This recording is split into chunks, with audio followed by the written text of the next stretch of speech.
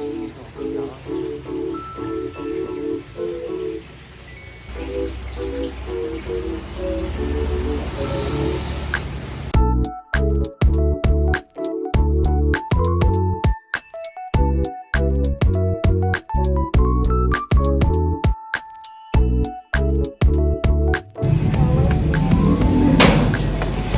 PB, kamu dari mana? Tuh, dari Pariaman.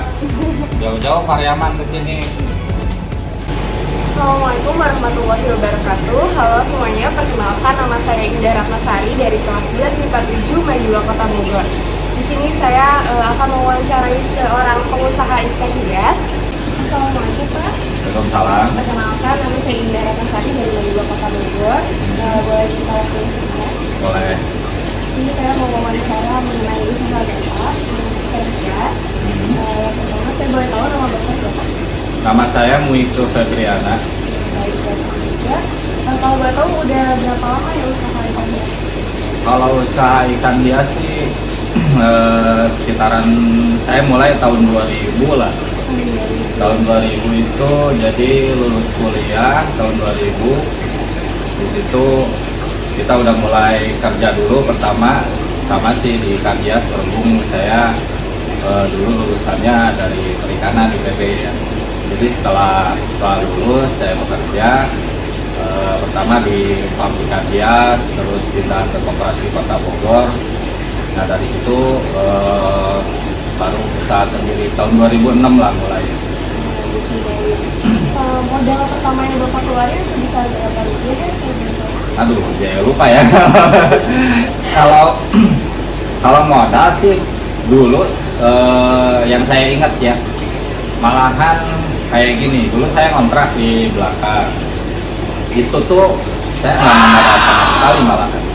Karena waktu itu akuarium saya dikasih dari teman, terus posisi masih bekerja, jadi ya anggaplah dari awal tuh ya kita cuma menyalurkan hobi dulu sih ya.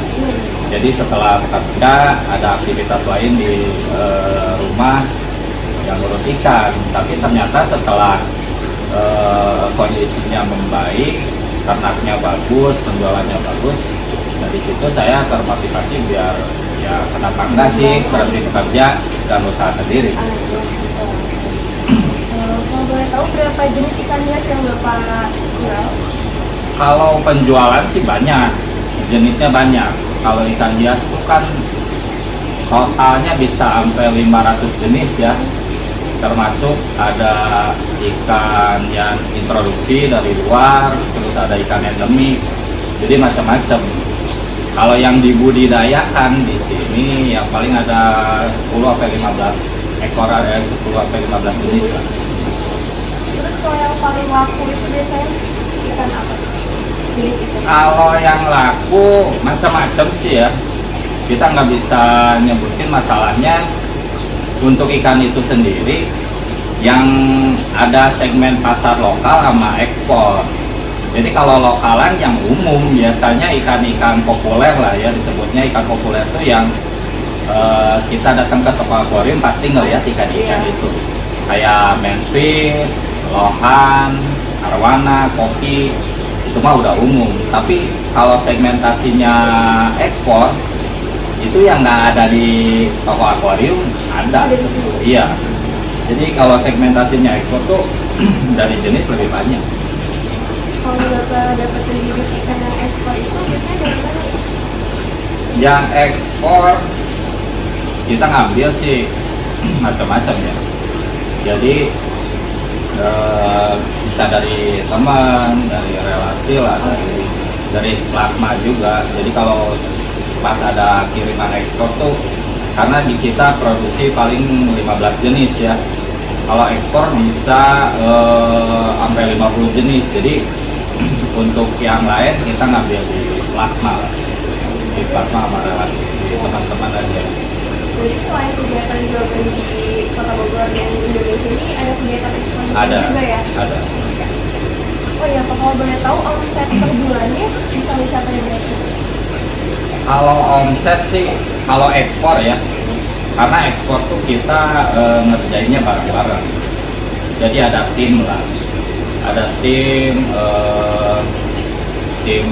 jadi untuk ekspor ini kita bikin perusahaan dari alumni IPB angkatan 35, bikin perusahaan ekspor ikan hias. Nah kalau dengan brand minaku.com, nanti kamu lihat aja lah, itu ada di websitenya juga ada. Kalau Minaku sih omset per tahun ya, per tahun 1 M sih air hias, karena itu include biaya ongkir kargo ya, yang mahal sih kargonya sebenarnya.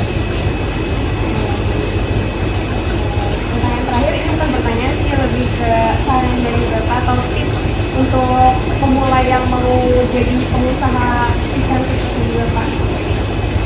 Tipsnya apa ya? Ya kalau kita sih apa ya, lebih istiqomah aja sebenarnya ya, karena yang urusan bisnis itu yang nggak bisa kita ngejalanin langsung berhasil kan. Ya kalau misalnya kita istiqomah maksudnya terus menerus kita lakukan, ya apapun kendalanya, ya gagal anggaplah pelajaran.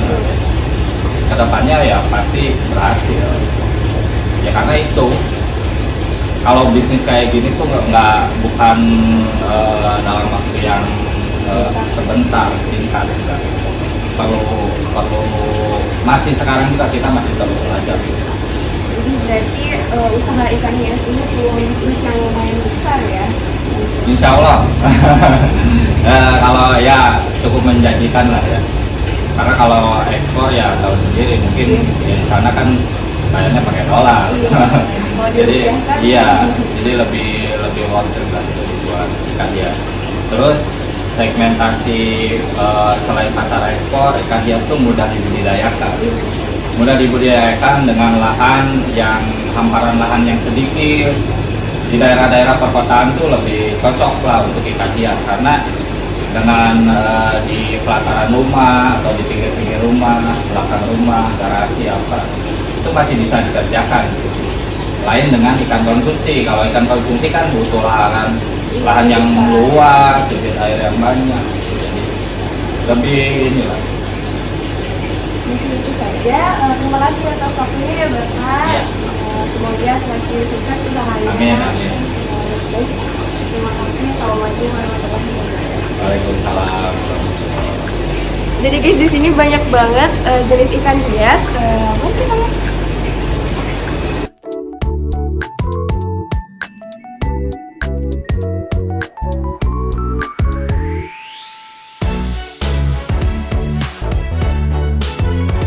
Ikan lucu banget, corak sapi.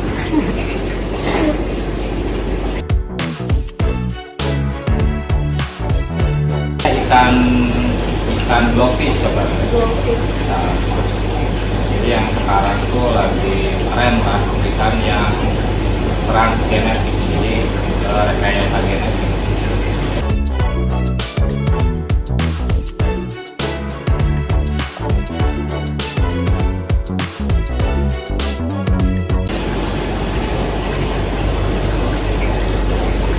Nah, Iya. ini ikan blowfish.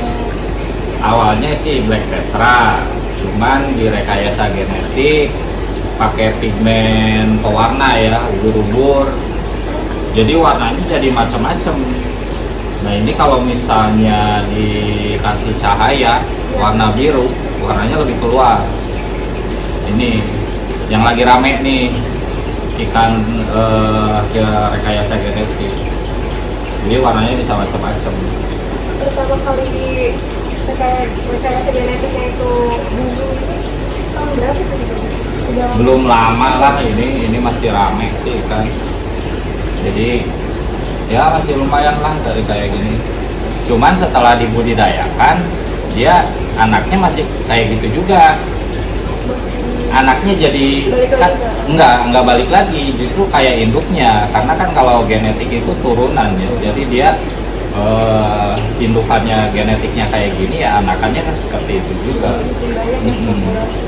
Jadi sekarang mungkin ini anakannya deh pasti nih kecil-kecil udah warna merah, ada hijau, ada kuning. Jadi kecil-kecil tuh udah ada warnanya ya. warnanya kayak Ikan hias. Kalian kalau mau cari ikan boleh ke sini. Ayo ikutin, sekarang kita mau lihat-lihat ikan lagi.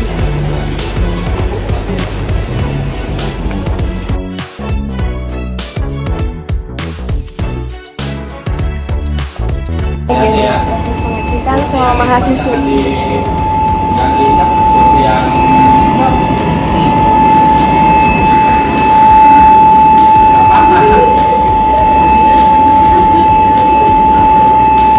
Ini lagi proses apa?